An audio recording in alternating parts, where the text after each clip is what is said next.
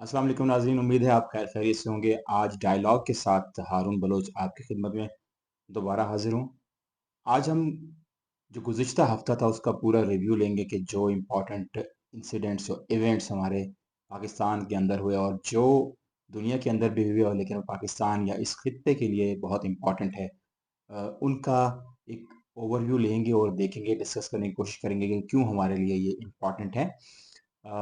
सबसे पहले हम डिस्कस करेंगे आज के जो मौज़ूआत में से वो कल जो गुज़िश्ता रोज़ क्वेटा के अंदर दहशतगर्दी हुई, उस हवाले से बात करेंगे और एक डिफरेंट पर्सपेक्टिव पेश करने की कोशिश करेंगे दहशतगर्दी के हवाले से।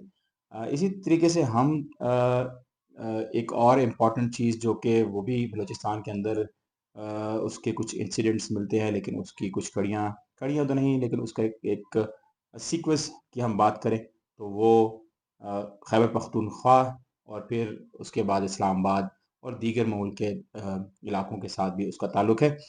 वो है पाकिस्तान तहरीक-ए-इंसाफ के हवाले से कुछ अपडेट्स और इमरान खान के हवाले से कुछ अपडेट्स और जो एक अनाउंसमेंट केपी के वज़ीर आला अली अमीन गंडापुर ने कुछ की हैं और फिर बैरिस्टर गौहर का जो एक किरदार है उस हवाले से हम बात करेंगे। और देखेंगे कि पाकिस्तान तहरीक-ए-इंसाफ आइंदा कुछ हफ्तों में बल्कि इसी महीने के अंदर नवंबर में क्या करने जा रही है। किस तरीके से हमारा जो सियासी मंज़रनामा है उसके ऊपर इसके असरात या किस किस्म की हम फ्यूचर ओरिएंटेशन या फोरसाइटिंग कर सकते हैं। फिर इसी तरीके से हम बात करेंगे अमेरिका के अंदर गुज़िश्ता हफ़्ते हुए इंतख़ाबात और उसके नतीजे में हमने देखा कि साबिक़ सदर अब इलेक्ट सदर हो गए हैं दोबारा डोनाल्ड ट्रंप और देखेंगे कि रिपब्लिकन्स अब दोबारा पावर में आए हैं तो क्या एजेंडा होगा उनका, इस हवाले से बात होगी और किस तरीके से पाकिस्तान के अंदर कुछ ऐसी चहमगोइयाँ हो रही हैं, शायद पाकिस्तान के अंदर भी कोई चीज़ें सियासी तौर पर तब्दील होने जा रही हों, क्या वो सही हैं चहमगोइयाँ? क्या ऐसा मुमकिन है? उस पे भी हम बात करेंगे और फिर देखेंगे कि अमेरिका में ट्रंप के पावर के अंदर आने के बाद इस खित्ते में जहाँ पर ख़ुसूसन मिडल ईस्ट की हम बात करें, इसराइल की जो जंग है, जो मुसल्लत की गई है फ़लस्तीनियों के ऊपर, निहत्थे फ़लस्तीनियों के ऊपर, उसके ऊपर क्या असरात होंगे? क्योंकि ट्रंप का एक पर्सपेक्टिव है जंगों के बारे में, यूक्रेन के हवाले से भी डेफ़िनेटली हल्की-फुल्की हम बात करेंगे। फिर हम बात करेंगे माशी तनाज़ुर के अंदर कि कैसे ट्रंप मिडल ईस्ट की बाकी ताकतें जैसे सऊदी अरब, कतर और इसी तरीके से हम बात करें यूएई की, वो कैसे एंगेज करने जा रहे हैं और फिर बहुत इम्पोर्टेंट एलिमेंट और बहुत इम्पोर्टेंट मुल्क ईरान, उसके हवाले से हम बात करेंगे कि ईरान के हवाले से ट्रंप की पहले पॉलिसी क्या थी और अब क्या होगी और अगर पॉलिसी में तब्दीली आती है तो किस तरीके से पॉलिटिक्स तब्दील होगी और फिर चीन बहुत बड़ा चैलेंज है अमेरिका के लिए, अमरीकी मईशत के लिए, उसके ऊपर बात करें। तो बात का हम आगाज़ करते हैं आज अ, अंदोनाक वाक़या जो हुआ क्वेटा के अंदर कल। सुबह-सुबह मैं उठा और मेरी आदत है सुबह अर्ली मॉर्निंग उठने की और उठ के सबसे पहले हम कोशिश करता हूँ कि जो पाकिस्तान में रात के वक़्त जो कुछ हुआ, उसकी अपडेट ले ली जाए और देखा जाए कि क्या हो रहा है हमारे इर्द-गिर्द, हमारा माहौल कैसा होगा और आज का दिन कैसा गुज़रेगा। ख़ुसूसन मैं बुर्जों की बात नहीं कर रहा, मैं बात कर रहा हूँ कि जो इम्पोर्टेंट इवेंट्स हुए हैं, उसको फ़ोरसाइटिंग की जाए और देखा जाए कि आज का दिन उन इवेंट्स के हवाले से कैसे गुज़रेगा। तो उस हवाले से फिर हम वैसे ही प्रिपरेशन करते हैं उस दिन की। तो पॉलिटिकली अवेयर होना वैसे भी बहुत ज़रूरी है आज के इस दौर के अंदर। तो जब सुबह मैं कल उठा तो क्वेटा के अंदोनाक वाक़ये का पता चला मुझे और मैंने देखा कि सुबह-सुबह फ़ीड मेरी अपडेट हो रही थी कंसिस्टेंटली, ख़ुसूसन व्हाट्सएप का ग्रुप, कुछ बलूचिस्तान के जर्नलिस्ट का ग्रुप जिसका मैं पार्ट हूँ, तो वहाँ पे अपडेट्स आ रही थी कि क्वेटा के रेलवे स्टेशन के प्लेटफ़ॉर्म के ऊपर जहाँ पर लोग जाफ़र एक्सप्रेस के जाने का इंतज़ार कर रहे थे क्वेटा से, और अभी तक ट्रेन प्लेटफ़ॉर्म पे पहुँची नहीं थी, लेकिन कुछ देर पहले जब भीड़ लगी हुई थी लोगों की, वहाँ पर मुबैना तौर पे शायद कोई खुदकुश हमला आवर मौजूद था और उसने भीड़ का फ़ायदा उठाते हुए जहाँ पर कहा जा रहा है कि मिलिट्री की फैमिलीज़ या लोग ट्रैवल कर रहे थे जाफ़र एक्सप्रेस से शायद पंजाब की तरफ, रावलपिंडी की तरफ या लाहौर की तरफ या बाकी दीगर इलाकों की तरफ उन्होंने जाना था,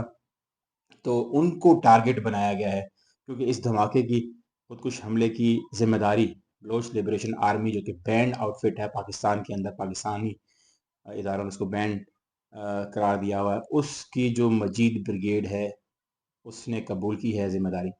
और उनका ये कहना है, उनके बयान के मुताबिक उनके तर्जुमान ने बयान में कहा है कि उनका मकसद था कि जो फ़ौजी या उनकी जो एक जो प्लेटून है, वो जो ट्रैवल कर रही थी, उनको निशाना बनाया जाए। लेकिन हमने देखा कि बहुत ज़्यादा मासूम जानें उसका शिकार बनी हैं और तकरीबन 26 के करीब लोग जाँ बहक हुए हैं और दिल ख़राश वाक़या है।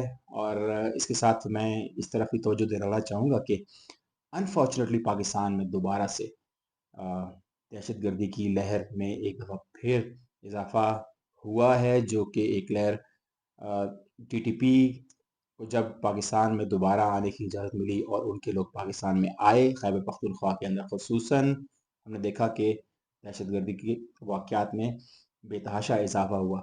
और दूसरी तरफ हमने ये भी देखा केपीके के अंदर कुछ मूवमेंट्स भी चल रही हैं, जो कि राइट्स बेस्ड मूवमेंट्स हैं। उनके अपने मुतालबे हैं कि दहशतगर्दी की जंग में बायलैटरल बल्कि बायलैटरल नहीं कोलैटरल तौर पर उनके लोग भी टारगेट हुए हैं। तो उस हवाले से उनकी अपनी डिमांड्स हैं और हमने फिर अब देखा कि यही एलिमेंट्स कहा जा रहा है जो पश्तून बेल्ट है बलूचिस्तान का जो अच्छा खासा एरिया है जो कि अफ़गानिस्तान के साथ ख़ुसूसन उसका बॉर्डर है। अगर हम उसकी बात करें ज़ोब से लेकर किला सैफुल्ला, किला अब्दुल्ला, पिशीन ये सारे इलाके आगे तक चले जाएँ फिर आगे और बलोचों के इलाके आ जाते हैं। क्वेटा भी इसके अंदर शामिल है और चमन भी चमन बॉर्डर ये सारे पश्तून बेल्ट कहलाते हैं बलूचिस्तान का। अ, यहाँ पर टीटीपी कोशिश कर रही है कि अपने फुटहोल्ड्स स्ट्रॉन्ग करे। मेरे ख़्याल में टीटीपी का बलूचिस्तान के अंदर जाना ये बहुत ज़्यादा ख़तरनाक होगा। अल्लाह ना करे कोई ज़्यादा इसकी नेगेटिव इम्प्लीकेशंस और ख़ुसूसन अवाम के ऊपर, निहत्ते अवाम मासूम शहरियों के ऊपर इसकी इम्प्लीकेशंस हों। लेकिन डेफ़िनेटली ये इम्पोर्टेंट है इसको डिस्कस करना कि टीटीपी की मौजूदगी की वजह से स्टेट को मज़ीद उनके मौक़िफ़ को लेजिटिमेसी मिलेगी कि दहशतगर्दी पाकिस्तान में बढ़ी है। पहले चूँकि बलोचों का कहना था कि नहीं ये दहशतगर्द नहीं, बल्कि सेपरेटिस्ट मूवमेंट है बलूचिस्तान के अंदर, जो कि अपने हकूक़ की जंग लड़ रहे हैं, एनफोर्स्ड डिसअपीयरेंसेस के ख़िलाफ़ आवाज़ बुलंद करते हैं। लेकिन हमने देखा कि जब से वायलेंस आया है और ख़ुसूसन बीएलए का जो फैक्शन है मजीद ब्रिगेड उसके बाद उनकी एक्टिविटीज़ जो कराची में भी हुई और बलूचिस्तान के अंदर भी हुई। हमने इस महीने के अंदर अनफॉर्चुनेटली 2 ऐसे अंदोनाक वाक़े उनको विटनेस किया है बलूचिस्तान के अंदर। एक मस्तूम के अंदर जिसमें पोलियो के वर्कर्स और ख़ुसूसन मासूम बच्चियाँ पाकिस्तानी और बलोच शहरी उनको टारगेट किया गया। वो भी बड़ा दिलख़राश वाक़या था और अभी हम देख रहे हैं कल फिर मासूम शहरियों को टारगेट किया गया है जिनका दहशतगर्दी या उसके साथ जुड़े हुए एलिमेंट से कोई लेना-देना नहीं है। तो कंडेम करना चाहिए ऐसे वाक़यात को। ऐसे वायलेंस के वाक़यात चाहे कोई भी करे वो डेफ़िनेटली जहाँ पर आप पब्लिक को टारगेट करते हैं तो वो बहुत अफ़सोसनाक भी होता है और उसको कभी भी हम तहरीक का नाम नहीं देते बल्कि वो टेररिज़्म ही है। बाकी बात करें इसी वाक़ये के साथ डायरेक्टली कोई लिंक तो नहीं लेकिन क्वेटा के अंदर पाकिस्तान तहरीक-ए-इंसाफ के कुछ वर्कर्स अपनी रैली करना चाह रहे थे ज़रगुन रोड के ऊपर। उनका वेन्यू था, पहले वो रैली करने की उनको इजाज़त मिली लेकिन जब कल सुबह ये वाक़या हुआ, तो इंटेलिजेंस की रिपोर्ट्स के मुताबिक इनको पहले ही पाकिस्तान तहरीक-ए-इंसाफ के वर्कर्स को बता दिया था कि आपका जो प्लान्ड इवेंट है उसको कैंसल किया जा रहा है क्योंकि दहशतगर्दी के किसी भी वाक़ये की इत्तलाआत उनके पास हैं, लेकिन शायद उस चीज़ को प्रॉपर तरीके से कॉम्प्रिहेंड नहीं कर सके पाकिस्तान तहरीक-ए-इंसाफ के लोकल इंतज़ामिया या उनकी लीडरशिप और उन्होंने اس کو سمجھا کہ شاید گورنمنٹ ان کی پیسفل پروٹیسٹ جو کہ جس کا بالکل بالکل اس کی اجازت ہونی چاہیے تمام پولیٹیکل پارٹیز اور دیگر گروپوں کو بھی کہ وہ اپنا پیسفل پروٹیسٹ اپنے کاز کے خاطر ضرور کریں. لیکن اگر اس قسم کی سچویشن ڈیولپ ہوئی اور لوکل گورنمنٹ نے اور انٹیلیجنس کی ایجنسی اور اداروں نے ان کو آگاہ کیا کہ اس کی وجہ سے آپ کا جو ایونٹ ہے اس کو کینسل کیا جا رہا ہے، تو آئی تھنک کہ اس میں ان کو سیریس لینا چاہیے تھا. لیکن ہم نے دیکھا کہ کانفلکٹ کی سی سچویشن بنی اور پاکستان تحریک انصاف کے ورکرز اور لوکل بلوچستان انتظامیہ کوئٹہ انتظامیہ آمنے سامنے آئے، جھڑپیں ہوئی، کانفلکٹ زیادہ بڑھا، جس میں ہم نے دیکھا کہ پولیس کے لوگ بھی زخمی ہوئے، کیونکہ کہا جا رہا ہے، میڈیا کے اندر بھی رپورٹ ہوا ہے اور لوکل لوگ بھی بتا رہے ہیں کہ پاکستان تحریک انصاف کے کچھ مشتعل ورکر، شاید وہ ورکرز تھے بھی یا نہیں، ہو سکتا ہے اس کا اوپر بھی کوشچن مارک ہو سکتا ہے، ڈاؤٹ ہے اس کے اوپر بھی، اور ڈاؤٹ کرنا بھی چاہیے.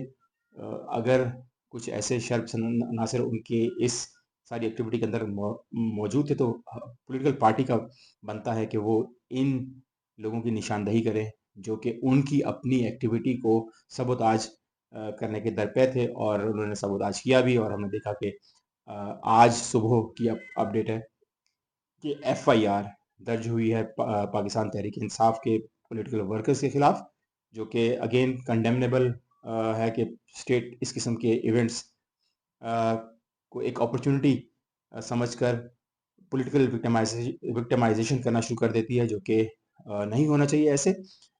لیکن ڈیفینیٹلی اس بات میں بھی کوئی شک نہیں ہے کہ اس قسم کے واقعات کی تحقیقات بھی ہونی چاہیے. حکومت سے یہی مطالبہ ہونا چاہیے ہم سب کا کہ اس کی شفاف طریقے سے تحقیقات کی جائے اور کسی بھی پولیٹیکل پارٹی کے ورکر کو ٹارگٹ نہ کیا جائے. تو بلوچستان میں یہ بھی ایک ایلیمنٹ چل رہا ہے پاکستان تحریک انصاف، جو کہ اپوزیشن کی پارٹی ہے اور وہ پروٹیسٹ کر رہے ہیں. کس وجہ سے؟ تاکہ وہ اپنے لیڈر جو کہ 1.25 سال کے قریب ہو گیا ہے اس کو، وہ انکارسریشن میں ہے، ان کو اڈیالہ جیل میں بند کر کے رکھا ہوا ہے، اور وہ اپنے پولیٹیکل ورکرز کے ساتھ بھی رابطہ نہیں اوپنلی کر سکتے. اور کیا ان کے ساتھ ہو رہا ہے اس والے سے بھی کوئی شفاف انفارمیشن نہیں موجود. جو کہ انفارمیشن آتی ہے وہ چند رپورٹرز کے ذریعے آتے ہیں جن کو اجازت ہوتی ہے کہ وہ اندر جا کے ان سے مل سکے، بات کر سکے، یا ان کے اپنی پولیٹیکل پارٹی کے لوگ ان سے ملتے ہیں تو اس قسم کی انفارمیشن آتی ہے. لیکن کیا ہو رہا ہے حقیقت میں وہاں پر؟ ہر وقت تو لوگ نہیں ہوتے. آئی تھنک کہ اس حوالے سے بھی چیزیں اوپن اپ ہونی چاہیے. اور اسی تناظر میں خیبر پختونخوا کے اندر علی امین گنڈاپور جو کہ چیف منسٹر خیبر پختونخوا ہیں، انہوں نے بھی کال پھر دی ہے کہ اس دفعہ ہم حتمی پروٹیسٹ کرنے جا رہے ہیں. اور انہوں نے کہا ہے کہ عوام اسی مہینے کے لیے تیار ہو جائیں کہ اب کی بار وہ پروٹیسٹ کرنے جائیں گے اسلام آباد تو اپنے لیڈر کو پنڈی سے چھڑا کر ہی لائیں گے. تو یہ کل ایک میٹنگ ہوئی موٹر وے M1 کے اوپر، سوابی سے چند کلومیٹر پہلے سروس ایریا کے اوپر. اور اس کے اندر تحریک انصاف کی جو ٹاپ لیڈر ہے، جس کے اندر بیرسٹر گوہر جو کہ پارٹی کے ابھی موجودہ چیئرمین ہیں، وہ بھی موجود تھے. اسی طریقے سے حماد رضا بھی تھے اس کے اندر، دیگر رہنما بھی، اسد کیسر وغیرہ بھی موجود تھے، اور بھی سٹالورٹس لوگ موجود تھے، زرتاج گل بھی موجود تھی یہاں پر. تو وہاں پر پولیٹیکل ورکرز کا ایک اجتماع ہوا ہے چھوٹا سا، لیکن کچھ رپورٹس ایسی ہیں کہ اچھے خاصے لوگ بھی وہاں پر آئے. تو جو بھی سچویشن تھی وہاں پر، لیکن اس کے بعد فیصلہ یہی سامنے آیا کہ اس دفعہ وہ پروٹیسٹ کریں گے. اور انہوں نے کال دے دی ہے پروٹیسٹ کی، اور لوگوں کو، اپنے ورکرز کو، عوام کو، ان کے سپورٹران کو انہوں نے کہا ہے کہ وہ تیار ہو جائیں اور اس دفعہ حتمی اور فیصلہ کن پروٹیسٹ ہوگا اور اپنے لیڈر کو چھڑا کر لائیں گے. تو یہ بھی ایک امپورٹنٹ ڈیولپمنٹ تھی. آئی تھنک کہ دیکھتے ہیں کس طریقے سے ان پیک ہوتی ہے سچویشن. انہوں نے کہا ہے کہ یہ پروٹیسٹ نومبر میں ہی ہوگا، لیکن تھوڑا سا یہ بھی دیکھنے کی ضرورت ہے کہ علی امین گنڈاپور صاحب نے جو پچھلے چند مہینہ پہلے یا پچھلے مہینے بھی جو پروٹیسٹ کیے، وہ کیوں حتمی طور پر فروٹفل ثابت نہیں ہوئے. آئی تھنک کہ اس کے اندر بہت سارے جو انگلیاں اٹھائی گئیں وہ تحریک انصاف کی اپنی ہی لیڈرشپ کے اوپر اٹھائی گئی. جس طرح کا رول شبلی فراز کا رہا ہے، جس طرح کا رول حماد رضا اظہر کا رہا ہے، اور دیگر رہنماؤں کا، اور پھر خصوصاً جو ملاقاتیں ہمیں رپورٹ ہوا کہ علی امین گنڈاپور نے پروٹیسٹ کے دوران جب وہ غائب ہو گئے تھے تو ان کی ملاقاتیں ہمارے جو سیکیورٹی کے ادارے ہیں ان کے ساتھ ہوئیں، اور خصوصی طور پر ان کو کچھ وہاں پر پیغامات کنوے کیے گئے. اور پھر اس کے بعد ہم نے دیکھا کہ جو پروٹیسٹ جس میں بہت سارے لوگ کافی تعداد میں شرکت کے لیے آ رہے تھے، اور ان کو روک دیا گیا تھا سنگ جانی کے قریب موٹر وے کے بعد. تو اس میں ہم نے دیکھا کہ وہاں پر شیلنگ وغیرہ بھی ہوئی، لیکن اچانک علی امین گنڈاپور کا غائب ہو جانا اور پھر اس کے بعد عوام کا ڈسپرس ہو جانا، کال آ جانا پروٹیسٹ کے ختم ہونے کی، اور اس طرح کی جو واقعات ہے. پھر اس کے بعد دوسرا پروٹیسٹ بھی ہوا جس کے دوران بھی علی امین گنڈاپور غائب ہو گئے، اور پھر ڈی چوک کے اندر بھی کچھ لوگ پہنچے لیکن اس کا بھی کوئی نتیجہ نہیں نکل سکا. تو یہ سارے واقعات پولیٹیکل پارٹی جو ہماری اس وقت پاپولسٹ پولیٹیکل پارٹی ہے ہماری پاکستان تحریک انصاف کی، خاصی عوام کی سپورٹ ہے. ان کو ہم نے الیکشنز کے بعد بھی دیکھا. الیکشنز کی کہانی اپنی ہے ایک، آپ کو پتہ ہے کہ جو کچھ ہوتا رہا سیاسی جماعت کے ساتھ کس طریقے سے ٹارگٹ کیا گیا، ان کو سمبلز کا ایشو ہوا. پھر الیکشن 2024 کے ووٹوں کے بعد اس قسم کی گنتی ہوئی، اور جہاں جہاں پولیٹیکل انجینئرنگ ہونی تھی اور جن کو جتانا تھا اور جن کو ہرانا تھا، تو وہ ساری سین بھی ہم نے دیکھا کہ کس طریقے سے فارم 47 اور 45 کا ایک رولا مچا رہا. تو یہ سارے معاملات بہت ان کی کڑیاں جو تھی اتنے پرانے معاملات نہیں، نزدیک کی حالیہ کے دنوں کے، حالیہ مہینوں کے معاملات ہیں جس کو ہم بھول نہیں سکتے. اور یہ معاملہ ابھی بھی گرم ہے، اور کسی قسم کی بھی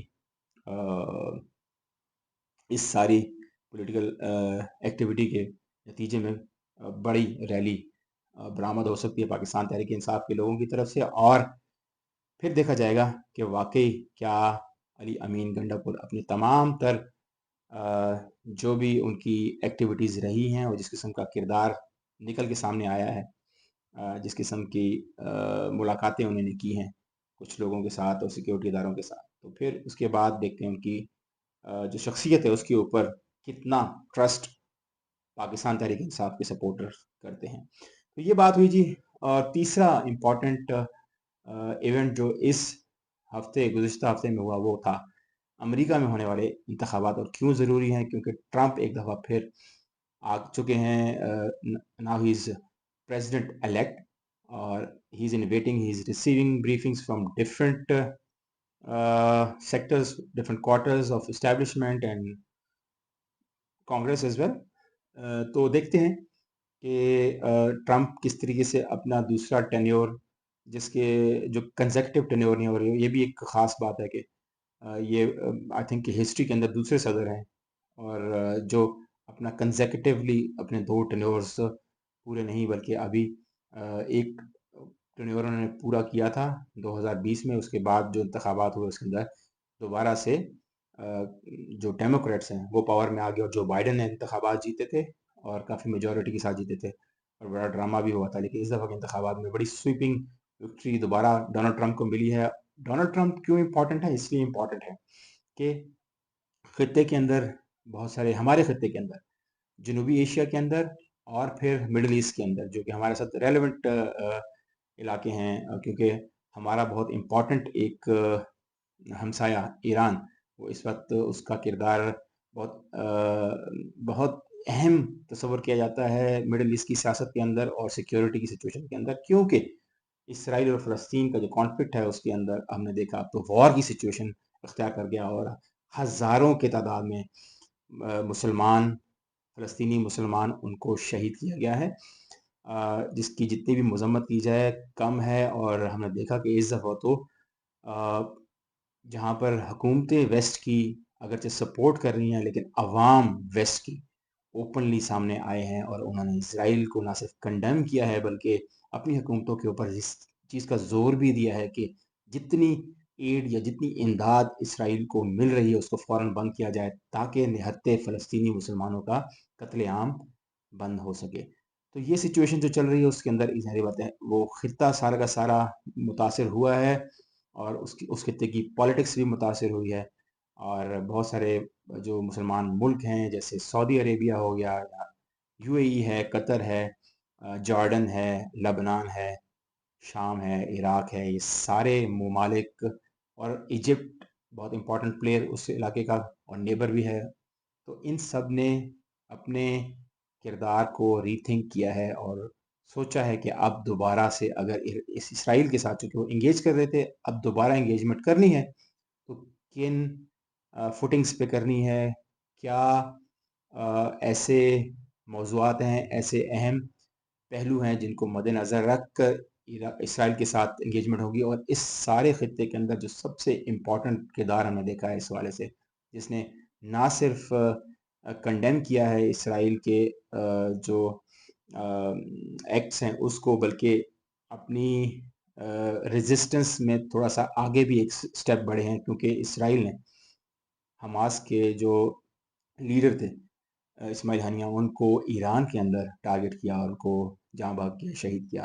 اور اس کا پھر امپیکٹ ہم نے یہ بھی دیکھا کہ ان کی ایران کی ایمبیسی کو بھی اسرائیل نے ٹارگٹ کیا تھا اس شام کے اندر.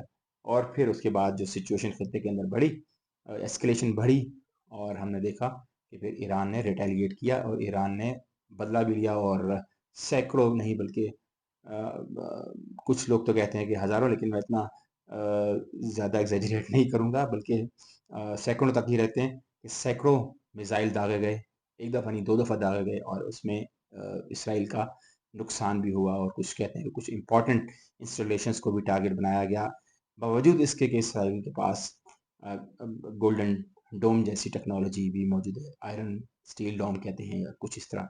تو باوجود اس کے کہ ان جو ایران کے میزائل تھے، کروز میزائل، وہ اسرائیل کو ٹارگٹ کرنے میں کامیاب بھی رہے.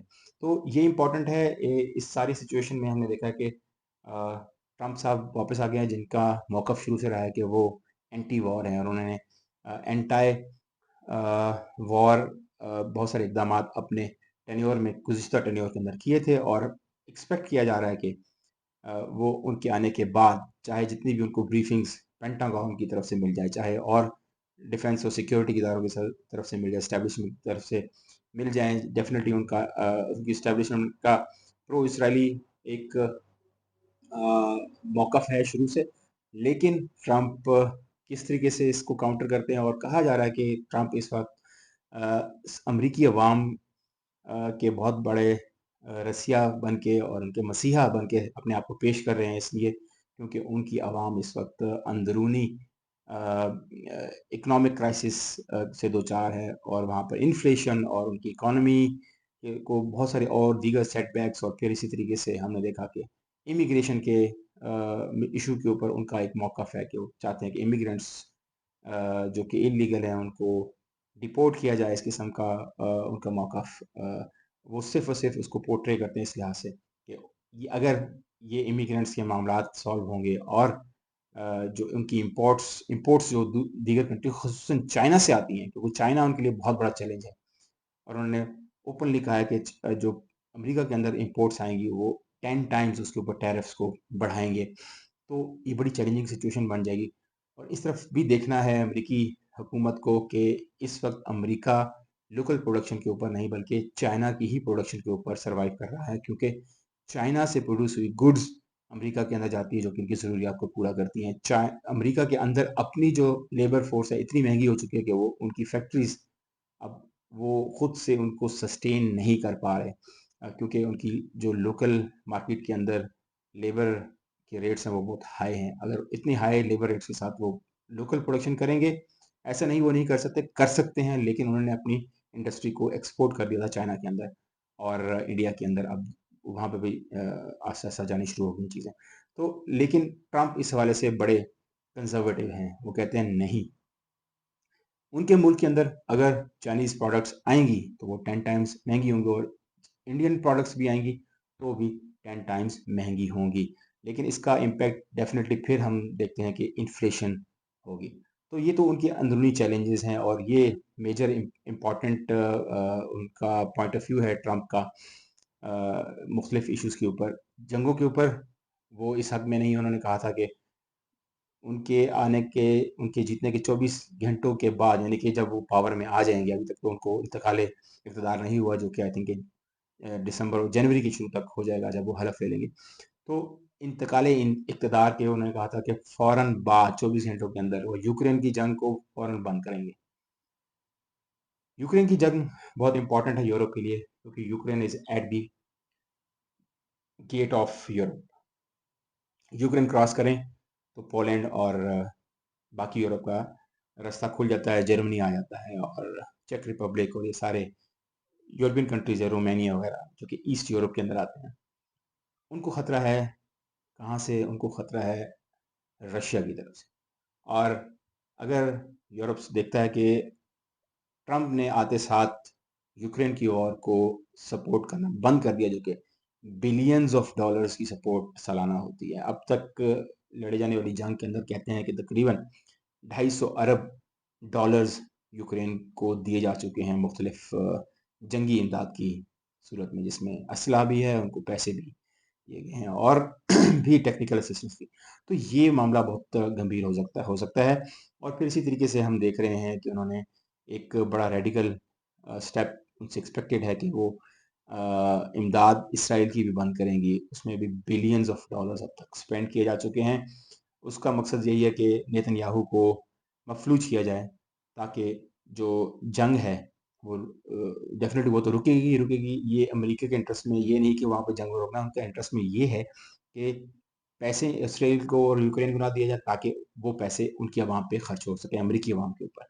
تو امریکی عوام اس وقت ان کی پرائیورٹی ہے، اور اس کا فائدہ کیا اس خطے کو ہوگا؟ میرے خیال میں اگر جنگ رکتی ہے تو ڈیفینیٹلی پیس آئے گا. لیکن وہ کس طریقے سے ایران کو انگیج کرتے ہیں، کیونکہ ایران کے حوالے سے انہوں نے دیکھا لاسٹ ٹائم بھی کہ جو ایران اور امریکہ کے درمیان پیس ٹریٹی تھی نیوکلیئر حوالے سے، وہ بھی انہوں نے ریووک کی تھی، اور بڑا ہارڈ سٹانس تھا ٹرمپ کا ایران کے حوالے سے. تو کیا وہ سٹانس اپنا دوبارہ سے ریوائیو کریں گے ایران کے حوالے سے یا نہیں؟ کیونکہ یہ اب تھوڑا سا کمپلیکیٹڈ ہو جائے گا مسئلہ.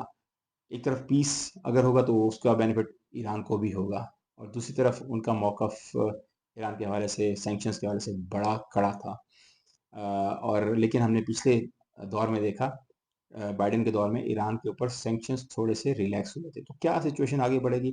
آئی تھنک کہ اس کا تھوڑا سا ویٹ کرنا چاہیے. لیکن ایکسپیکٹ یہی کیا جا رہا ہے کہ ایران کے اوپر بھی دوبارہ سے سختیاں بڑھیں گی ٹرمپ کے آنے کے بعد.